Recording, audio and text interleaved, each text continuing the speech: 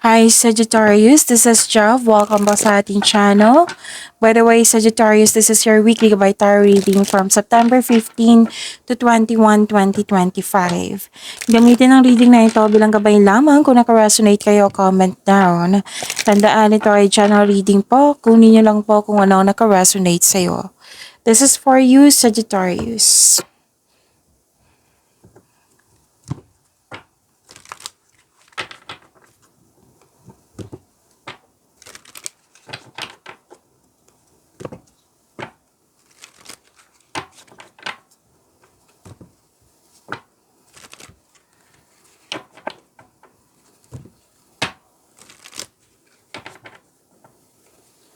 Para po ito sa iyo, Sagittarius.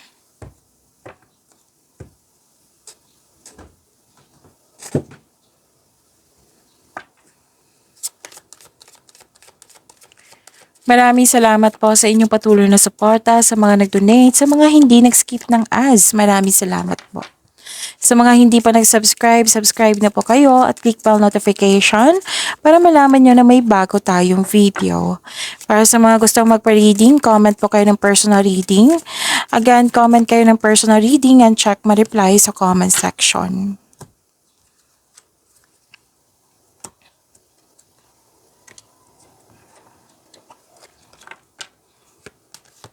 Okay. Love is blooming, you love yourself more, self-care, romance, attraction, and affection. Nakita ko rin dito na may companion, sinamahan ka ng favorite person mo na napatunayan niya sa'yo na very loyal siya sa'yo, supportive siya sa'yo. Pero then may bago kayong gamit dyan, bagong pet, or di kaya ay bagong kasamahan or kaibigan. Nakita ko rin dito na may malaking influence ng isang lalaki po.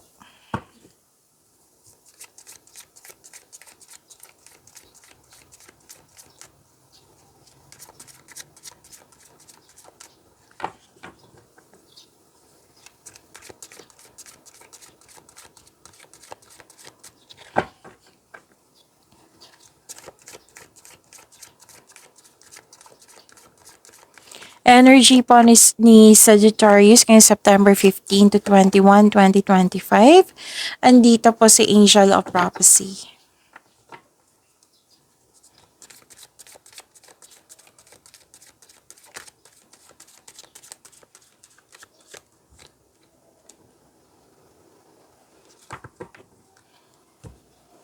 Kung may napansin kayo na repeating message, yan po yung pinupush ng cards inyo. Like for example, nanood kayo sa inyong video reading, sa inyong monthly gabay tarot reading, daily gabay tarot reading, at dito din sa inyong weekly gabay tarot reading. At may napansin kayo na repeating message, yan po yung pinupush ng cards yun na kailangan yung bigyan ng atensyon, solusyon at aksyon kung maaari po. So na yung energy ni Sagittarius.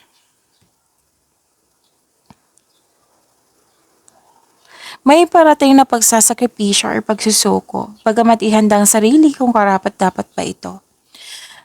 Nag-iisip ka dito pero hindi gumagalaw. Nagkaroon ng pag-aantay or may delay. So this card asks you to try to invest your time wisely while you wait. So kailangan ng mahabang pasensya po. Magkakaroon ng time for reflection. Okay? Sabi kasi ng card dito, take time to reflect and surrender to the present moment as fully as you can.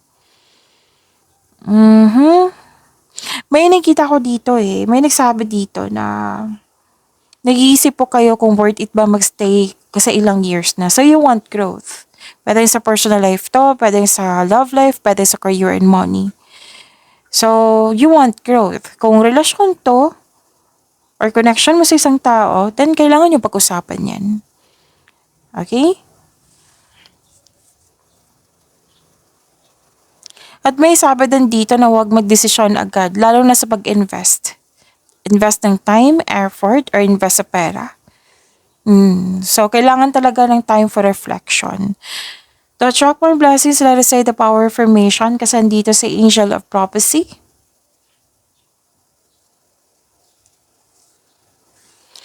Let us say I am waiting for a reason and I make the most of the time I am given to gain new insight. Again, I am waiting for a reason and I make the most of the time I am given to gain new insight.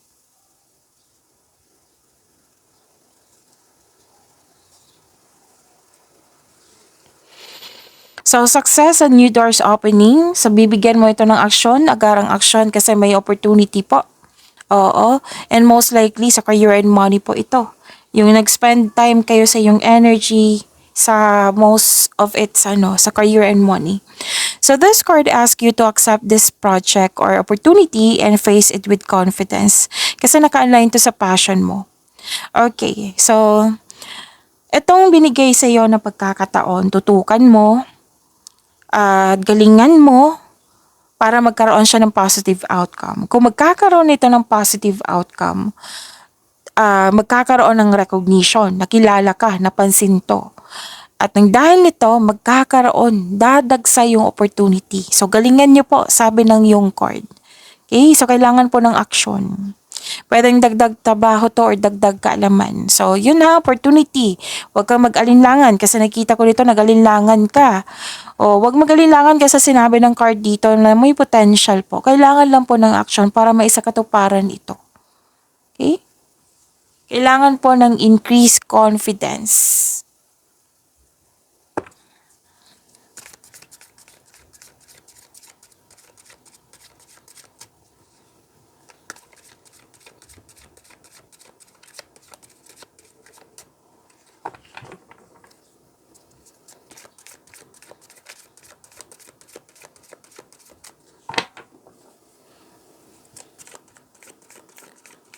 Career and money po ni Sagittarius.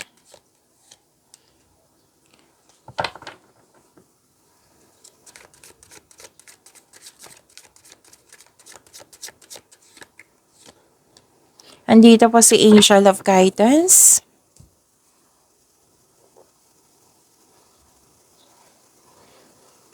Okay.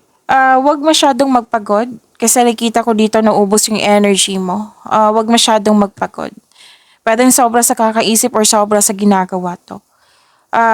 Nakikita ko naman dito na magpahinga ka. Magre-rest ka upang makapag-isip ng mabuti para makapaghanda or magpagaling.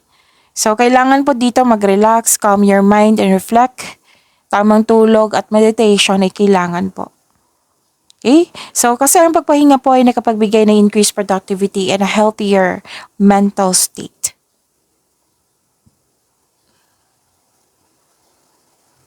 Nakita ko rin dito na nagkaroon po ng you're very inspired in action. Ang advice ng card dito, to achieve a success in career and money, kailangan mo mag-focus, comes with determination and clear intention. Gumawa kayo ng konkretong plano. Okay? And umuwi ka na successful. Oo, pwedeng may travel, may business travel or pwedeng travel para magbakasyon kasi bakasyon, may nakita kong bakasyon or pahinga.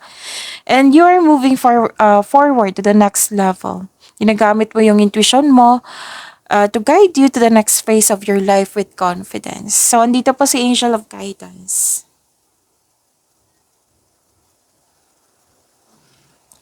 To attract more blessings, to attract more blessings, let us say the power affirmation. Let us say,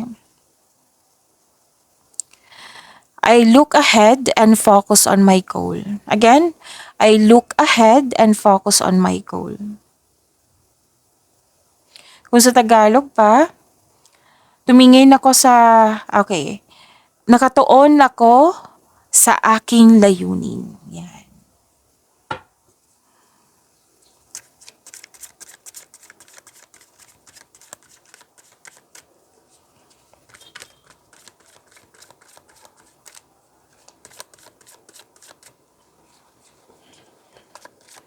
Love life, self-love, partnership, and romance ni Sagittarius.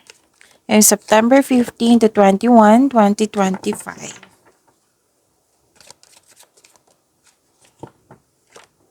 Andito po si Angel of Wisdom.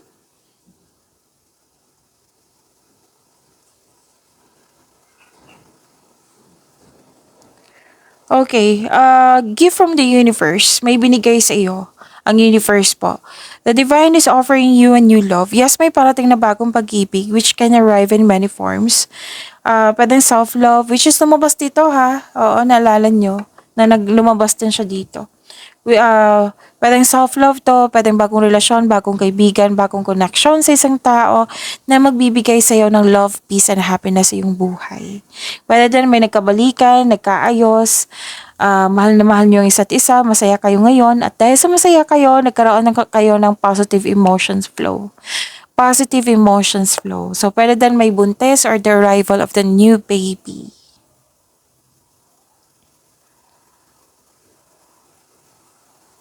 Okay, so kampante ka dito sa maaaring maging kampante ka sa kung ano, sa kung anong sitwasyon ka ngayon.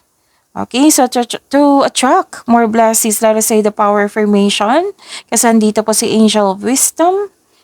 Let us say, I am strong, stable, and in control of my life. Again, I am strong, stable, and in control of my life. Sa Tagalog pa, let us say, ako ay malakas, matatag, at may control sa aking buhay. Pag-imanin niyo po yung blessings sa binigay sa inyo, Sagittarius. See you tomorrow. Maraming salamat po.